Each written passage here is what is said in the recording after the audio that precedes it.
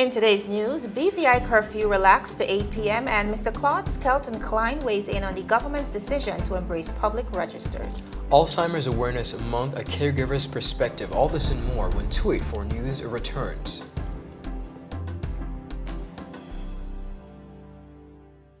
Is business slow? Cash flow down? Hosting an upcoming event? We can help. Advertise with 284 Media and take your business or event to the next level by enhancing your present marketing and messaging strategies. Allow our team of experts to create a personalized ad that sets your business apart from all the rest. This could be your business or event. So, what are you waiting for? Contact our marketing team at 284media at cctbvi.com. Advertising with us works. Welcome everybody, a pleasant evening to each and every one of you. It's Thursday, September 24th, 2020. I'm Ron Grant. And my name is Javon Wilson. So happy to be next to you once again. Absolutely. And of course to be joining our valued viewers for another edition of 284 News. Now Ron, great news, especially for our boat owners. Yes. Finally, we can get back into the BVI waters, of course. And that's exciting for a lot of persons. I know a lot of people in the BVI, just depend on being in the water. Absolutely. And we do know the curfew has been extended to 8 p.m. as well. So lots of persons are rejoicing following this run. Also, big developments on the international scene as it relates to Breonna Taylor's death. Just yesterday, the court ruling that all three of the officers would have escaped murder charges. So I know major protesting on the streets. Some of the protests have turned violent. 2 officers have been shot. Somebody has been apprehended at this time. But the world over, I think, is really sick and tired of the police brutality and the outcome of this situation. But lots to get into as we begin today's newscast. Most definitely. We're going to begin with the curfew being relaxed, viewers. Just yesterday, the Cabinet of the Virgin Islands imposed a restricted curfew for a period of 7 days that will run from 8 p.m. to 5 a.m. daily. The Curfew Act 2017, imposition of curfew number 33, order 2020, which took effect today, September 24th, is set to run up until October 1st and will be subjected to requirements in the Public Health COVID-19 Control and Suppression Order. And great news, like we said, for the boaters. The Cabinet of the Virgin Islands also approved the use of private vessels. So back we go to the water, viewers. However, there are strict restrictions. Persons must abide by the rules, and they will be prohibited from operating vessels in territorial waters between 6 p.m. to 5 a.m. daily, except for ferry operators who may travel between the hours of 5 a.m. to 8 p.m. Persons will also be prohibited from operating a vessel within the maritime exclusion zones, except where authorized by the Joint Task Force. Moreover, a person will be prohibited from operating a vessel across territorial borders, except where authorized by the governor on consultation with the Minister of Health and Social Development. Now, viewers, these decisions come following an announcement by the Minister for Health and Social Development, Honorable Carvin Malone, during the 14th sitting of the second session of the 4th House of Assembly on September 22nd. The Health Minister stated that the current phase of the territory's pandemic response, Manage It, called for a renewed emphasis on personal responsibility and the protection of all communities through effective enforcement of border control and suppression measures. Members of the public are now urged to continue to report any suspicious activity by dialing 311 and to adhere to all safety measures such as hand hygiene, cough etiquette, wearing face masks in public, physical distancing, and minimizing social gatherings. Of course, failure to comply may result in fines and penalties. Now, Ron, I know many people are really and truly rejoicing and really happy that the curfew has been relaxed, especially in light of the fact that for the most part, we have been complying with the rules. Just recently, the Minister of Health, Honorable Carvin Malone, said, based on what law enforcement has reported, most persons have complied with the rule. We are wearing our masks. We are trying our best to social distance as well. And more importantly, most of us are not breaking that curfew. So very, very happy to see, especially for our businesses who will be allowed to open for a little longer. And I think, as you said correctly, when it comes to the business community, especially our charter businesses, this is welcome news as it pertains to the just the ease of measures as it pertains to the boating community, and we look forward to continued success as we continue to fight. Yeah. And I think persons will continue to push for a full reopening because one of the things we have to take into consideration as well is that tentative date for tourism, which is December 1st. And I'm glad you said tentative. Yes. Yes, ma'am. And I know persons are really saying, if we are reopening fully for tourism and international guests, we must first condition ourselves within the territory. And we for must full first reopening. internally fully reopen, Absolutely. which we have not, we're yet to do. Right. We're going to get to that later on. All right, viewers, want to head to our second story? Yes, continuing on the local scene, history has been made in the British Virgin Islands with attorney Mr. Jamal Smith, latest appointment as the new chairman of the Labor Arbitration Tribunal, the first BVI Islander to host the post. Now, this announcement was made just recently in the fourth sitting of the second session of the Fourth House of Assembly by Minister of Natural Resources, Labor, Immigration, and the one and only Mr. Vincent Wheatley, the Honorable Vincent Wheatley, that is, who has responsibility for the appointment of a new chairperson for the tribunal. Now, Minister Wheatley said, and I quote, "I am pleased to announce that Cabinet agreed that Mr. Jamal Smith be appointed as chairman with effect 1st August 2020 for a period of 2 years. He is the first Virgin Islander to hold this post since the creation of the tribunal." Now, the tribunal had its first complaint in 2015 and over the years have had more than 25 matters. Now, during the time, there has been only 2 formal decisions handed down and the tribunal in some matters have been withdrawn. Now, there are currently approximately 15 outstanding matters, some dating back to 2015, with 3 new matters referred to it since August 2020 as a result of a recent court decision that found the tribunal was in breach of Section 16, that's number 9 of the Virgin Islands Constitution Order 2007 due to the ordinate length it has taken to resolve labor disputes for which the new chairman was involved. Now, the government decided it was necessary to restructure the tribunal to meet his human rights obligation to all parties involved. Now, Minister Health added, and I quote, "I'm confident that the new chairman will ensure this happens." Now, since, viewers, the new chairman's appointment, he has swiftly implemented new procedural rules, namely the Labor Code Arbitration Tribunal Procedure Rules 2020, number 98 of the 2020 that came into force on Monday, the 31st of August, that is 2020.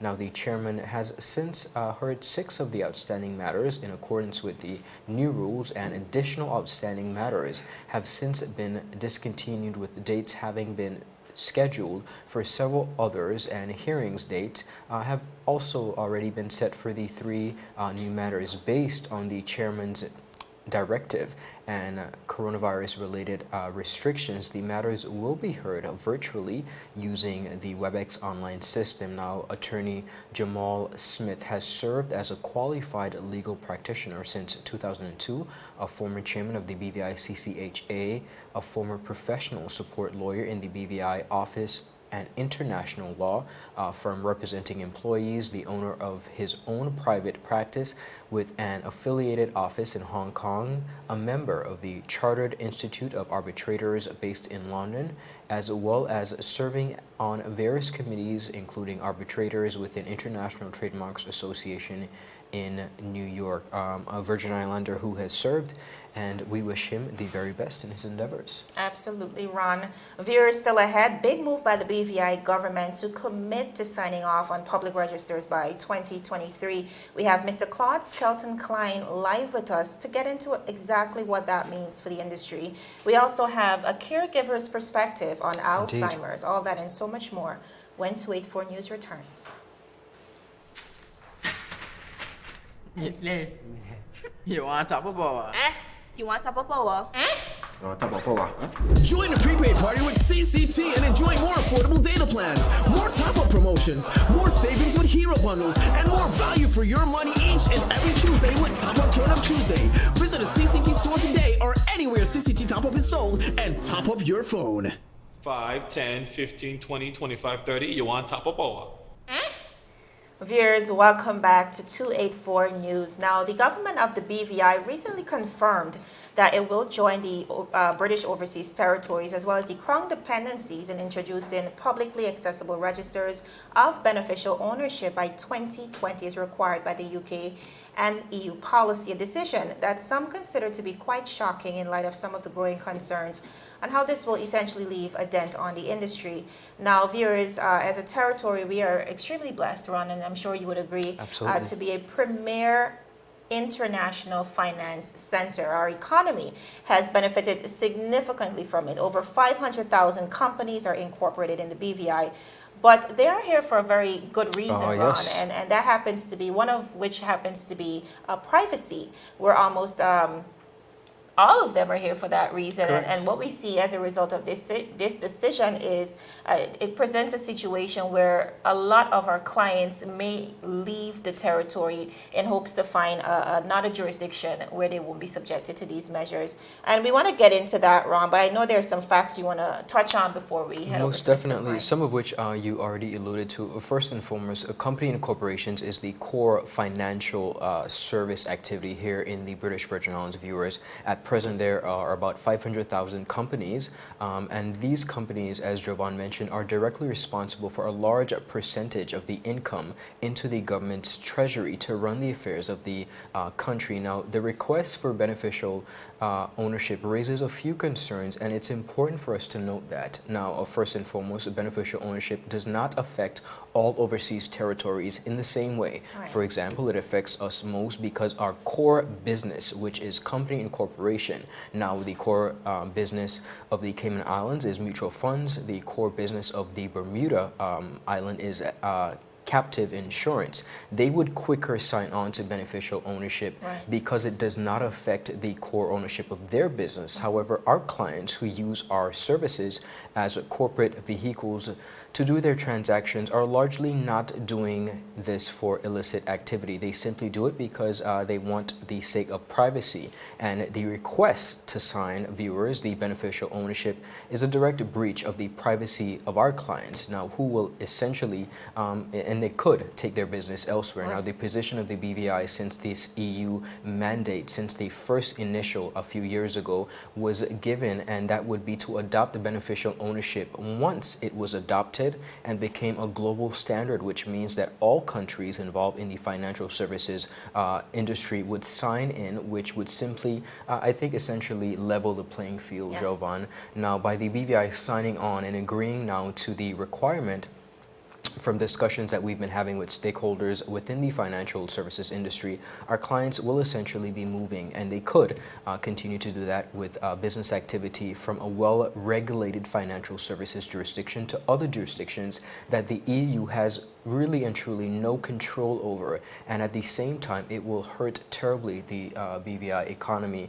Now, many persons would remember, of course, one of the largest marches ever held in the territory of the Virgin Islands, and I want to reiterate our memory to that because it's so quickly how we forget. It would have been essentially one of the largest marches that many of us would have witnessed in our lifetime. Right? Presently, we've heard of other marches, but in our lifetime, this is what we would have seen.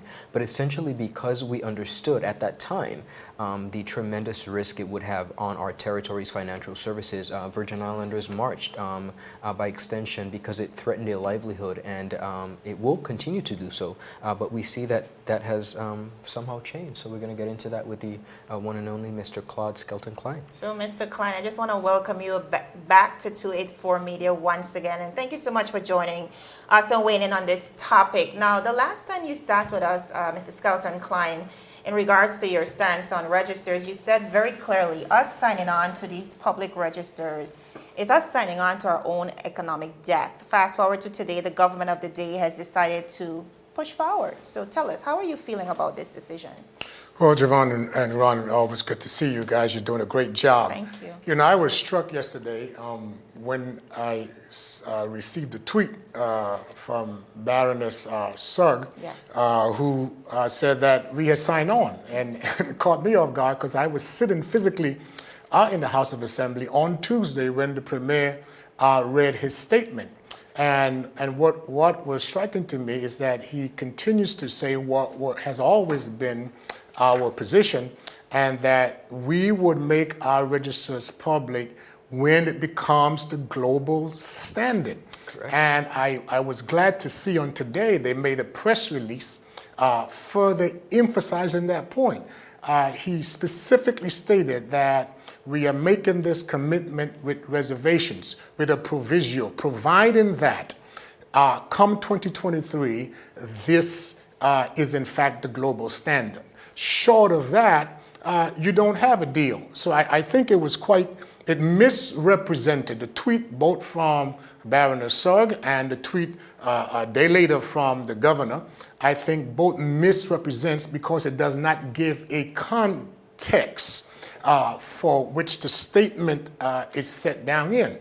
And so for us the challenge with it, if you make that kind of stuff public, 60%, according to the industry authorities, 60% of our registration comes out of Asia and Latin America, the two emerging wealth market.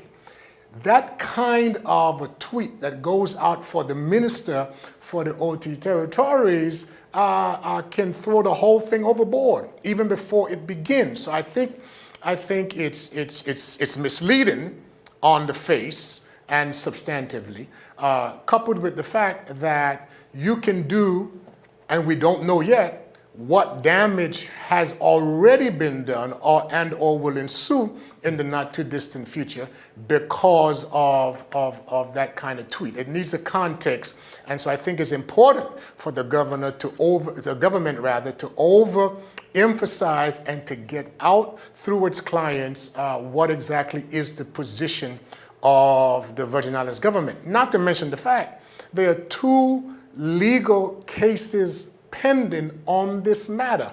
One from the then administration and the second from the current government. And so we can't be seen to be undermining the very thing that we're trying to pursue, which is not to allow the United Kingdom's government to legislate for us.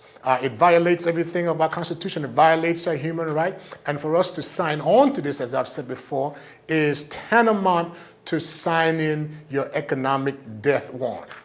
Do you think this is imperial legislation? Oh, I don't think so. I mean, that's exactly what it is. From, 3 or so years ago, whenever this thing first came on stream, that's what it is. It's imperial legislation, and that's why we march. That's why we are suing. You can't not just take the egg, but remove the goose that lays the golden egg, particularly in the current historical context in which we live as a people. I don't think it's coincidental, though, Javon and Ron, because when you look at the FinCEN files that was just published, right, some 2,657 documents, 2,100 of which are suspicious activity. And for the sake of our listeners, because you see, I think the elite class always use all of these acronyms to either confuse people or allow persons not to fully participate. The FinCEN file, which is the United States Financial Crimes Enforcement Network, coupled with what they call FATCA or FATF, which is the Global Intergovernmental Money Laundering and Terrorist Financing Watchdog. The banks, SARS, who are responsible for reporting suspicious activity reports, they do this stuff, and then there are these groups on the US side and then globally that becomes the watchdog for this. They issued a report that I noticed a local online news had a story just yesterday where they show where the BVI is being challenged, but they say nothing of the fact that when you read the story, it labels the UK, and I read it, the UK is called a higher risk jurisdiction, yes, compared to Cyprus by the intelligence division of FinCEN. That's because of the number of UK registered companies that appear in the SARS. Over 3,000 companies are yes named in these files. Right. So the very people, the very country, and including the whole European bloc, I might add, who is trying to correct us where we have been shown to have the best system as it relates to financial services. Here they are trying to correct us. But I would encourage persons, Javon, and I brought it right here so persons can see, because I don't want them to take my word for it. Okay. If they pick up the note on Marla Dorkaran about the European Union's institutionalized bullying and racism, they will see for themselves where they note in here that all of the countries that are considered to be on the EU's blacklist or target for the blacklist are non-white countries. I do not think that's coincidental. And so I want to encourage our people to intelligize themselves about what's taking place here. The Virgin Islands government has no business signing on to anything with the United Kingdom right now. They themselves are in a free fall. They themselves have chosen to come out of the EU. They themselves are now facing some 50,000, potentially 50,000 cases a day, according to their chief scientific officer on this COVID-19. The Virgin Islands should stand still, sit still, until this does settle, and not allow the UK and not allow the EU to remove from them or take away from us and rob from us the goose that's been laying our golden economic egg. And that is the financial services sector. Mr. Claude Skelton, thank you so much for weighing in on this topic. Like you said, I'm really happy if the government can come forward. We are hosting the premiere of the Virgin Islands tomorrow morning. That's 11 a.m. And this is one of the points we want to dissect tomorrow within that conversation. So thank you so much for taking time to speak with us. Excellent. Appreciate you having me. All right, viewers, we're going to go to a quick commercial break, but when we come back, we're speaking about Alzheimer's as well as new updates on Breonna Taylor's death. This is 284 News. Brilliant Hands and Minds tutoring services, one-on-one tutorials in math and English, intense homework assistance, academic enrichment, school projects, effective communication and public speaking development, sign language for adults and children on Saturdays only. Registered with the Virgin Islands High School Certificate Program, Brilliant Hands and Minds can help you too. Offering intense curriculum-based training to help you or your loved ones get their high school diploma. It's time to make your family's education a #1 priority. Hurry, space is limited. Brilliant Hands and Minds Learning Center. We are the trained education professionals.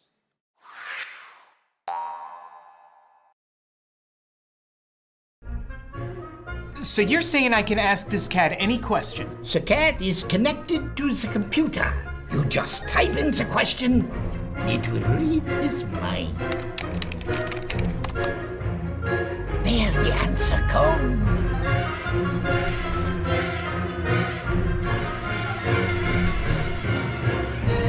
You're the man!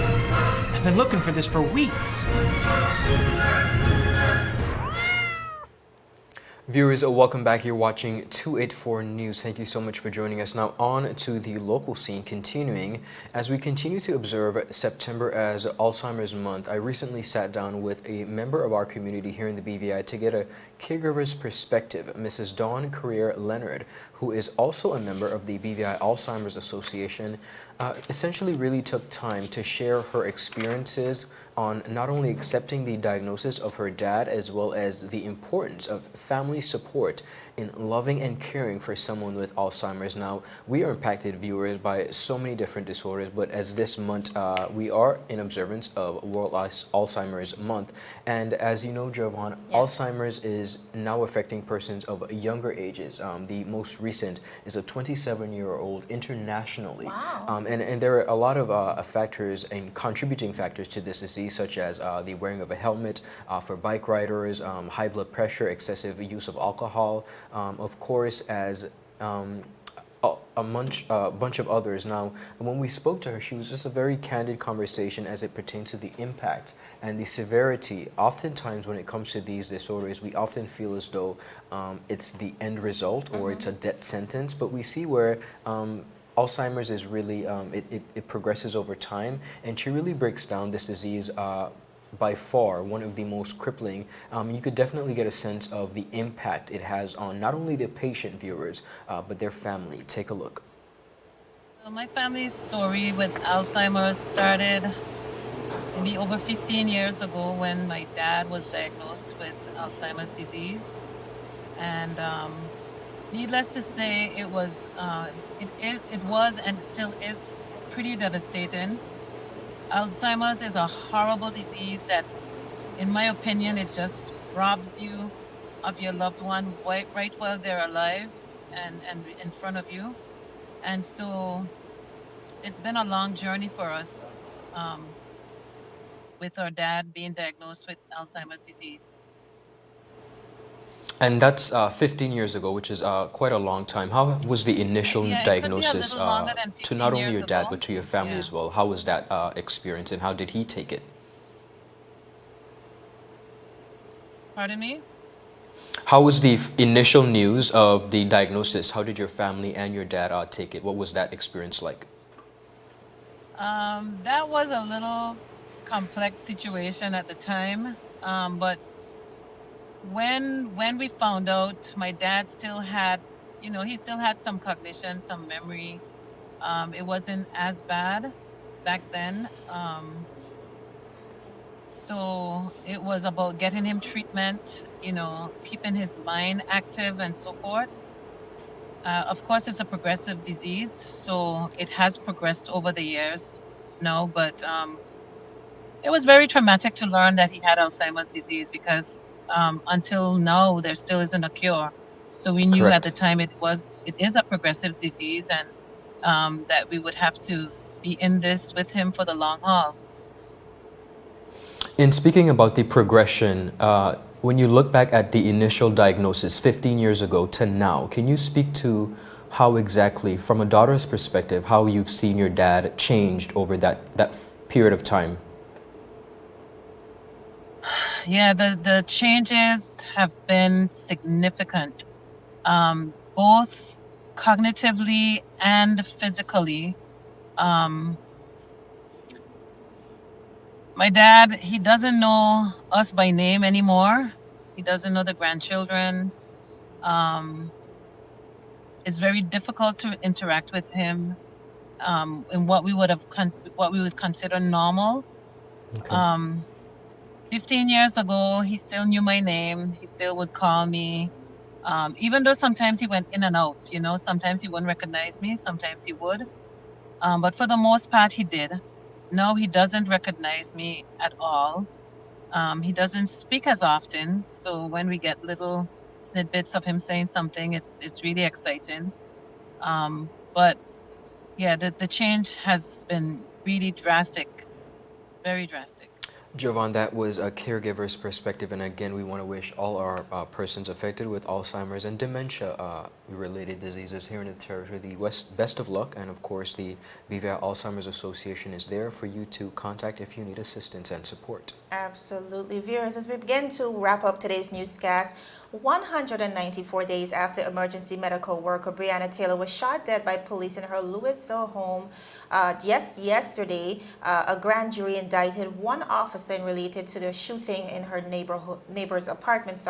But guess this, no officers were charged in their role in Taylor's death. Former officer Brent Hackinson was indicted on 3 counts of wanton endangerment, and 2 other officers who opened fire were not indicted. Now, Kentucky Attorney General Daniel Cameron, as you'll see on the screen shortly, a rising political star in President Trump's party, told reporters that there were not conclusive evidence that any of the 10 shots Mr. Hackinson fired in the apartment that would have hit and killed Breonna. Some of the bullets did travel adjacent to the adjacent apartment where 3 people unrelated to the case were residing, which is why Mr. Hackinson is now facing charges.